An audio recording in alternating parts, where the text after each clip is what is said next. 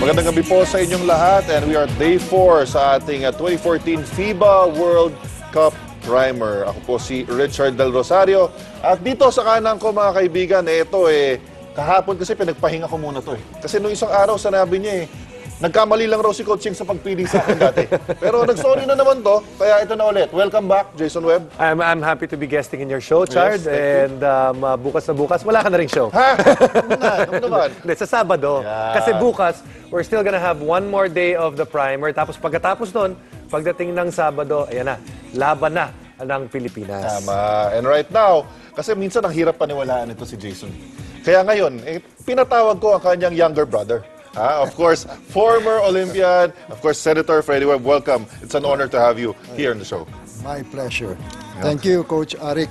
Ay, Hindi, Del Rosario. Sino ba? Sino ba? Richard pala. Alam ko na kung saan nakukuha nito Grabe na, pagtulungan patuloy ako ngayon. Alright, and also, it's an honor to have here with us, of course, a guy who knows how to defend bigger guys, okay? And we call him the Man Mountain. Welcome, Ali Peak. Oh, thank you, Richard. I appreciate it's an honor to be here, and we're doing this live, and you know, blood pressure's going, but we're good. We're okay. We're good. All right, mga kaibigan, malapit na nga po ang simula ng ating bakbakan sa FIBA World Cup, and a few days back, Coach Chot already announced the final roster para sa ating Smart Gilas Pilipinas na lalahok sa World Cup. So, bali po ang nawala dyan si Larry Fonacier, of course, and si Marcus Doucet. At ang pumalit po sa kanila is Paul Lee at saka si Andre Blatch. And all the rest of the players that competed in FIBA Asia completes the lineup. So, Senator Freddy, ito muna yung tanong ko sa inyo. You competed before sa Olympics. Yes. And we're really an undersized team. And right now, ganun pa rin.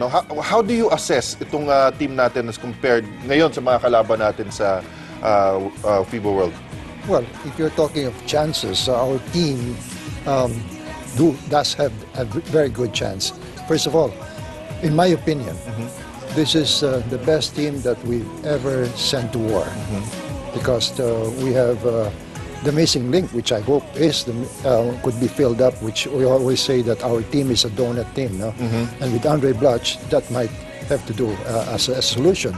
But outside of that, this team has a sniper in what you just mentioned as the new recruit, Paul Lee. Yes. Outside of that, we've sent some of our spies, which we call scouts. Yes. They're spies. The spies, tawa. Try to see what's in store for us.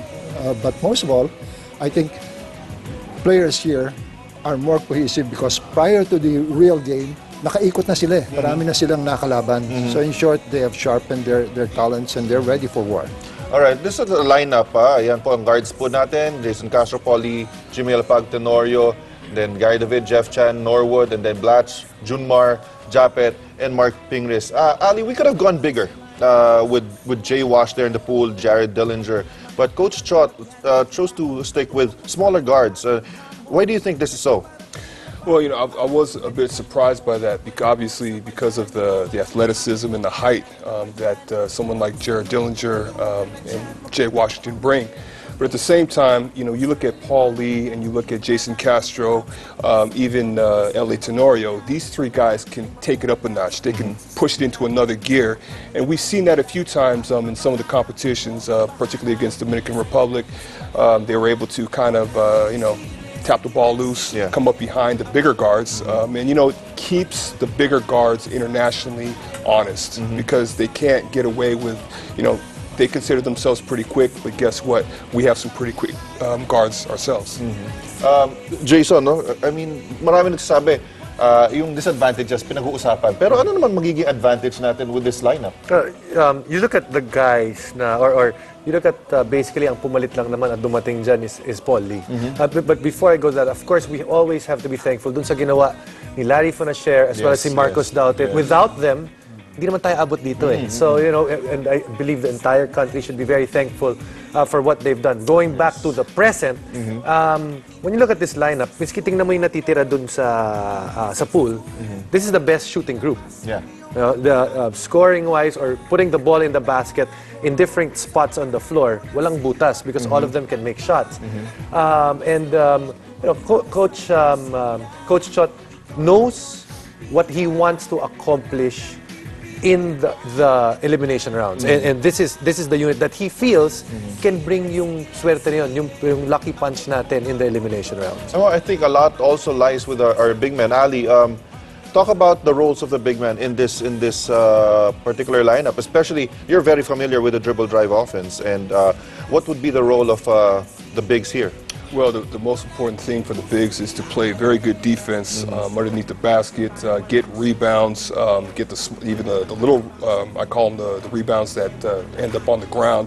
But the most important thing, to box out, face guard if you have to. But, you know, offensively with the dribble drive, there's no one particular play for the big men. The advantage is they're kind of hovering around, you know, getting the drop passes. And if the guards miss the shot or miss a jump shot or a layup, guess what? They're there to clean up, get that offensive board, especially when their man, who might be bigger, is trying to go and defend, trying to help out on that defensive play. Senator, no, before ngayon, dribble drive ginagamit natin to try to offset yung size advantage ng kalaban. During your time, and what were the things that you were trying to do para ma-offset rin yung advantage ng kalaban natin in terms of height, yung size nila? Well, you know, what you do is you go back to basics. No? As mentioned by Ali, even if you're small, you got to really body on the bigger man. And hopefully that ball is not going to go to his hands and a little on your front. No? But outside of that, let me go back to this team again. Yeah.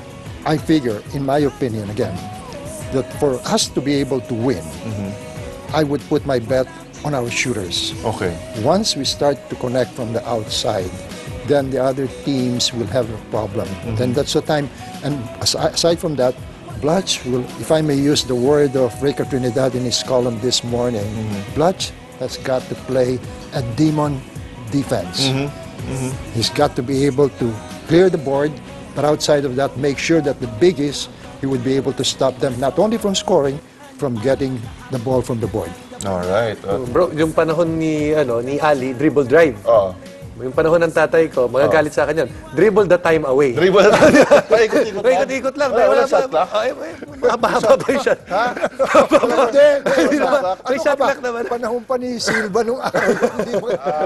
No, may shot clock. Of course. Okay. Alright, yung mga nag-aabang po dyan ng schedule ng ating Gilas Pilipinas, eto na, ang unang mga kalaban, August 30, ang Croatia. Papalabas po yan dito sa TV5 Live. Okay, 6:30 p.m. at susunod po September 1 against Greece. Ayan, 2 o'clock ha, 2 o'clock ng umaga. So medyo maghanda-handa na tayo sa pagpupuyat. Susunod dyan ng Argentina mga kalaban natin. And then after Argentina, Puerto Rico. And then finally, September 4, Senegal. So yan na po, mark your calendars. Yan ang schedule ng ating Gilas Pilipinas. We'll continue with the discussion sa ating FIBA World Cup primer after this break.